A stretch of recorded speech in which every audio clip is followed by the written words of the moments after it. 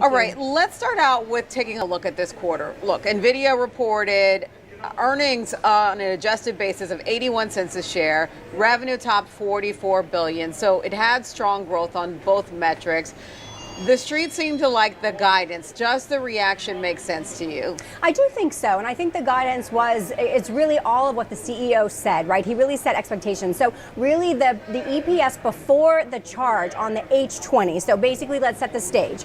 We know that there is a ban basically on the H20, and basically the CEO said they couldn't further reduce or modify that to make it usable. So that has to be an $8 billion write-off. They took 4.5 this quarter. They'll do the rest later in segments.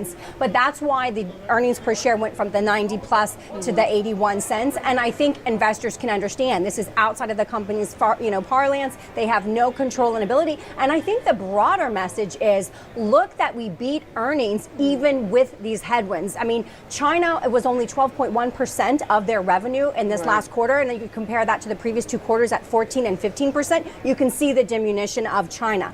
And China's going to keep going forward with their AI and their supercomputers. This is probably make them more innovative instead of trying to just steal all of our IP, but they'll still figure out a way to do it. We saw the stuff that happened in January with DeepSeek, and we know that that's an issue. So I think that overall, this is the kind of the grandfather of the AI super chip, right? And they are letting us know that even in the face of the headwinds of tariffs and not being able to sell into China, we're still going to beat revenue and we're still going to have really good earnings. Yeah, it does sound like that. They are still going to beat. But in terms of how Jensen's comments were with regard to flagging, wanting to clearly still have a presence there, it sounds like he still didn't love the idea that the export controls are there, and the fact that it gives China a stronger ability to increase their own footprint there, especially when you think about Huawei. Yeah, I was thinking of his comments. I mean, he basically said that China is essentially closed to the United States,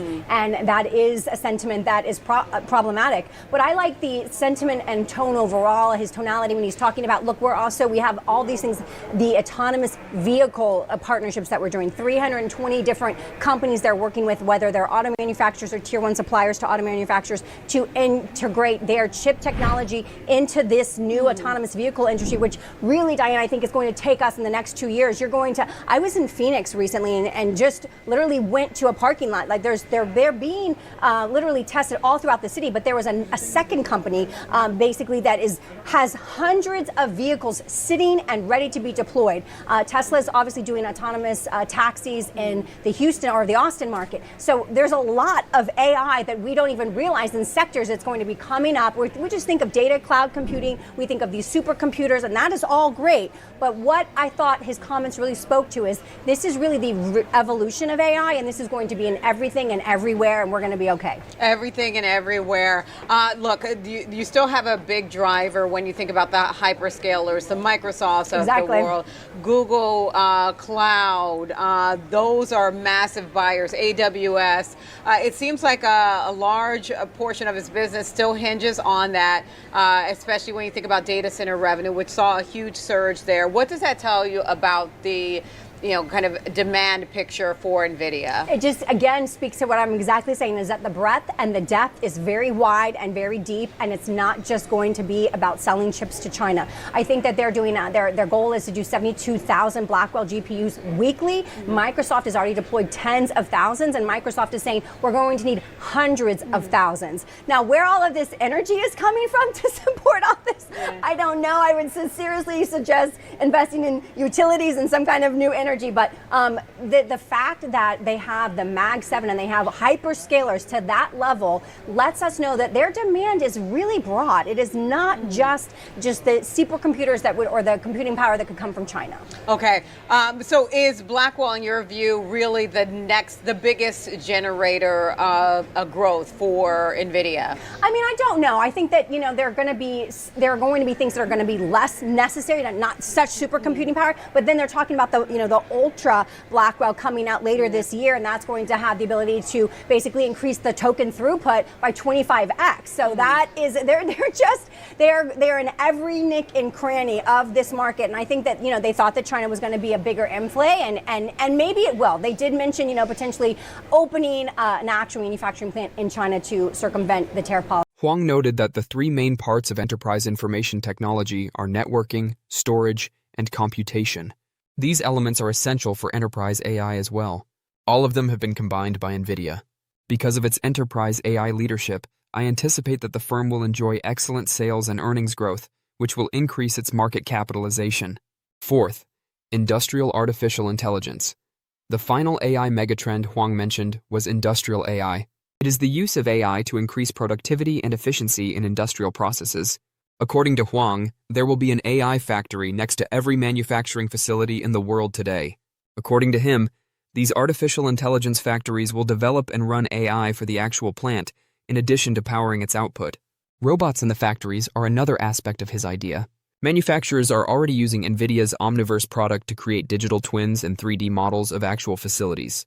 Additionally, they can train and test factory robots and driverless cars using Omniverse. Is Huang correct when he says, there will be AI factories in every factory? Perhaps not, but I have a feeling a lot of factories will. Additionally, I think that over the next 10 years, industrial AI will play a major role in propelling NVIDIA to a $5 trillion market valuation. There is potential for hundreds of enterprises to gain a share of the $15.7 trillion global market for artificial intelligence by 2030, according to PwC analysts. But NVIDIA has benefited more directly than any other company from the development of AI.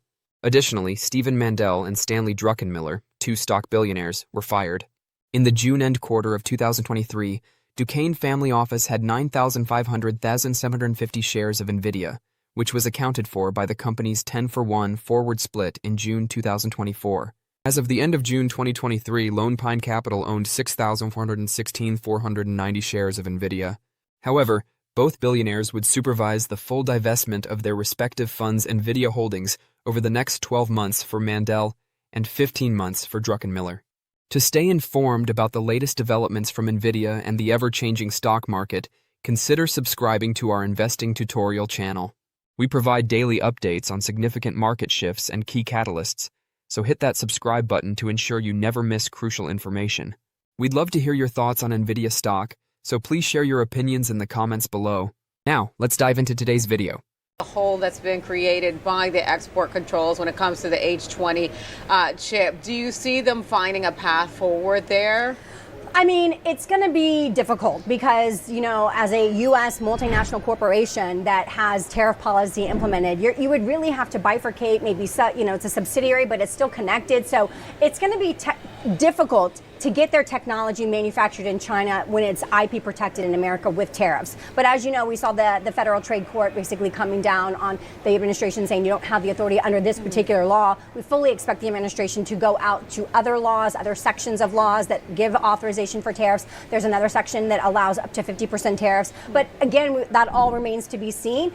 It is going to be difficult if there is an outright ban, like there is on the H20, basically, as we've been talking about. If there's an outright American ban, it is going to be difficult for them. They're going to have to really thread that needle legally very, very carefully. And they don't want to jeopardize, like we just talked about, all of their Mag 7, all of their hyperscalers, and all of that revenue that is really gives them so much breadth and depth.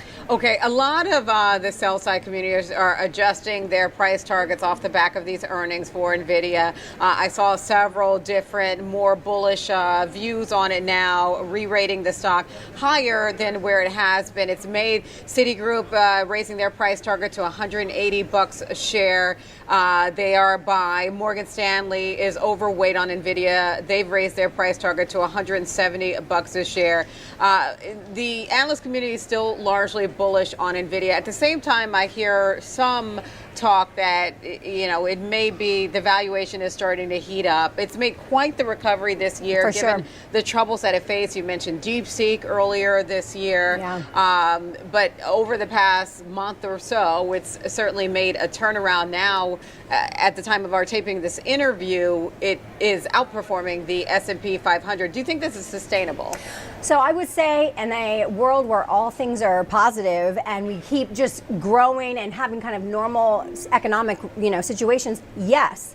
However, I do see such global macroeconomic headwinds coming, and I think that's going to affect the economy in general. Like, when you see kind of the balance of the world, I wouldn't say de-dollarizing, but I would say moving away from the West and towards the East, the BRICS bloc, the Belt and Road Initiative, all the things that we have seen that China has sort of orchestrated. And there's a lot of things that people don't even understand about, the blockchain technology on Enbridge that China has taken over from the World Bank. Those kinds of things really are indicative of countries moving to the East, away from the West. And that gives us a lot of global macro headwinds on economic activity. This is why you saw oil drop, because before, when the tariff policies came into effect, it's like global demand is going to drop, global shipping is going to drop, all these things are dropping. So if you had sort of just a normalized last 10 years, not talking about the global financial crisis, just last 10 years of normal economic cycles, I think NVIDIA is going to have an unmitigated runway up.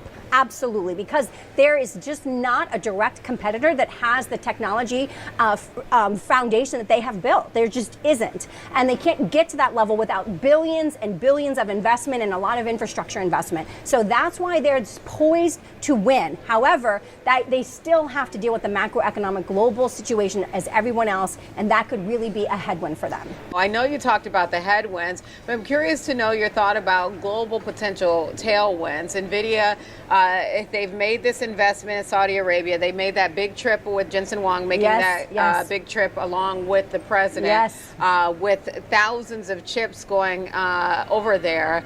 What's your view on that potentially being a tailwind? I mean, I think the Middle East deals are another, just a huge positive win, and it helps, diminish the Chinese impact a little bit to let us know, hey, there's, like I said, the breadth is wide. They've got the autonomous vehicles, they've got the hyperscalers, they've got Mag 7, and now the Middle East deals. I mean, just the increase in revenue year over year from 26 billion last year, this quarter, to 44 billion, it is phenomenal. And to your point, it was 7 billion the year before, it was 26 billion. So we're talking about, a 4x almost in 1 year, and then almost a 2x in the next year. So is this sustainable? I don't want investors to get ahead of their skis and think that this is a God company and they cannot do anything wrong. We saw with the H20 how things can have an impact, and we know that. But no, I do not see a competitor that is going to be able to get up in their face and bring them a real, it's like they're one of one. They are one of one. Well, the view was that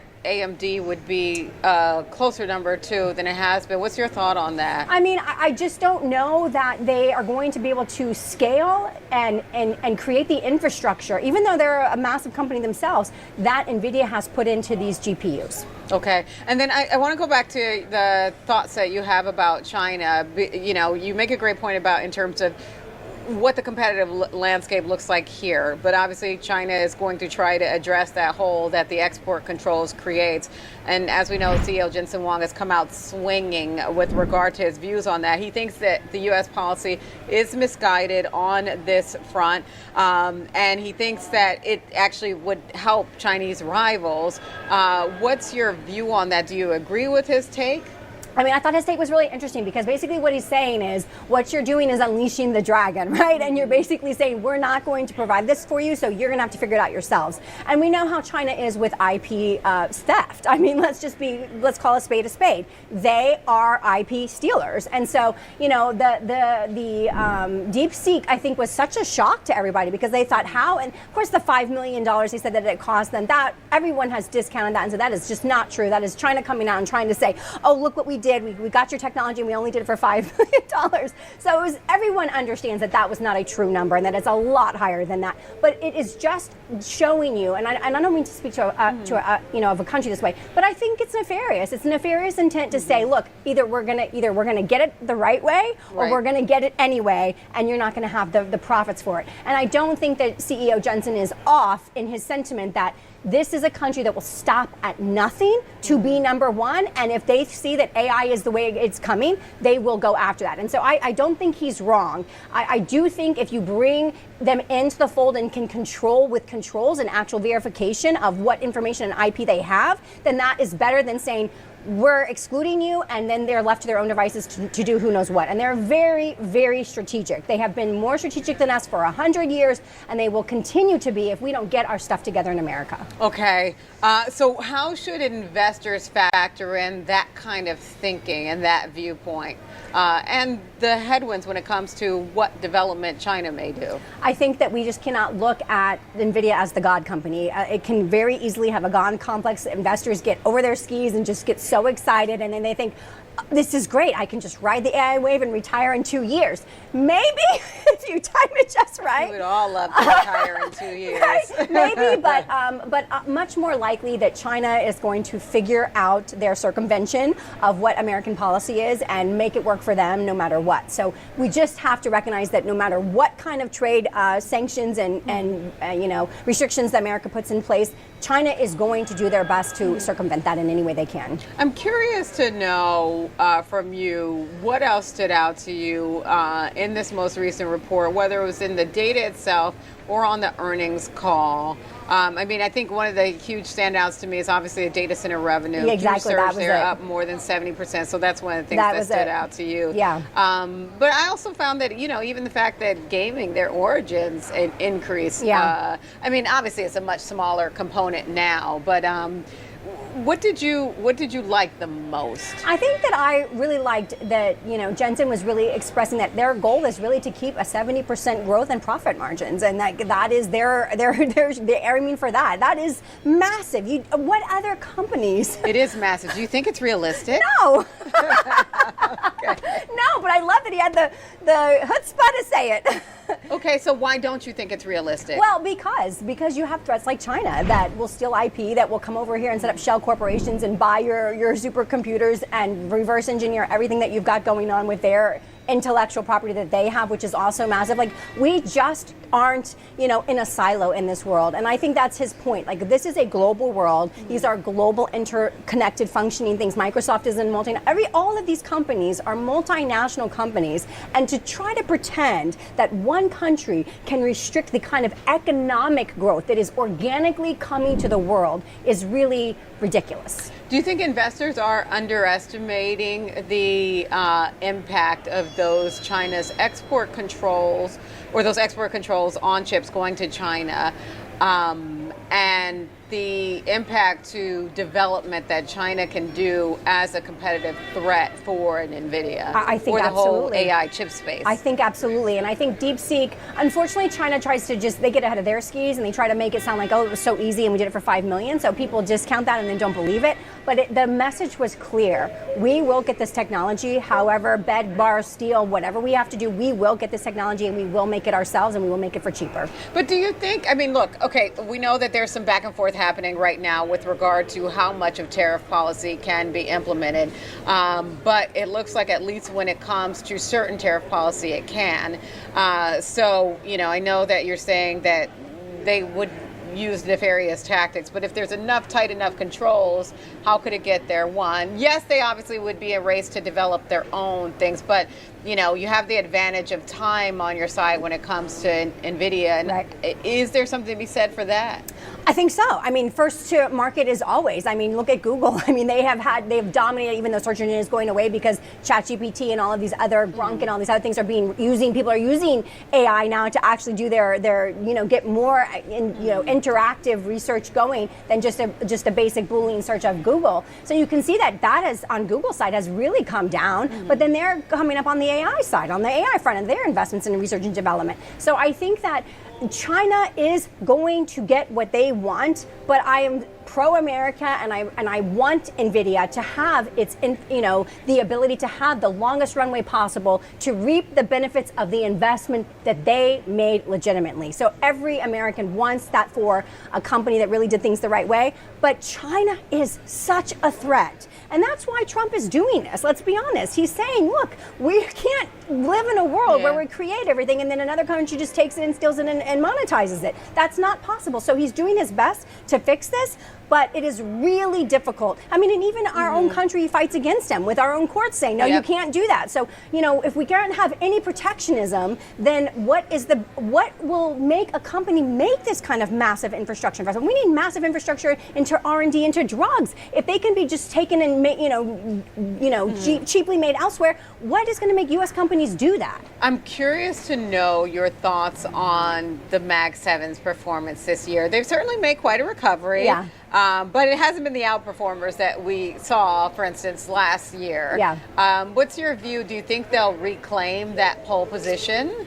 I mean, I do think that I'm happy with the results this year. I'm happy to see that, okay, we can get back to some sort of normalcy of what our expectation is for their future performance. But again, this is what I'm talking about with NVIDIA. You can't look at the Mag 7 as they're the solution to all of our problems. Even if you look at the breadth of the market last year, it was pretty much Mag 7. I mean, that's a problem. We can't have the entire equity market relying on how 7 companies are performing, and 7 companies are really in the AI and IP space. That's really what they do. Software, technology. I mean, it's pretty scary to think. Now, the good news is as AI becomes more and more and more in our everyday lives, it will bring up utilities, it will bring up energy, it will bring up other sectors with it. It's going to change every sector that we know, and that's the scary part that people don't realize. I mean, I was just talking about John Deere and their autonomous move to vehicles, a 188-year-old company telling farmers that they can go to football games on Friday nights because all of their products can run the farm without them. And I think that's great, but then you start to think, well, then do I even have a job anymore? So it's like we really have to understand that this AI is a fourth industrial revolution,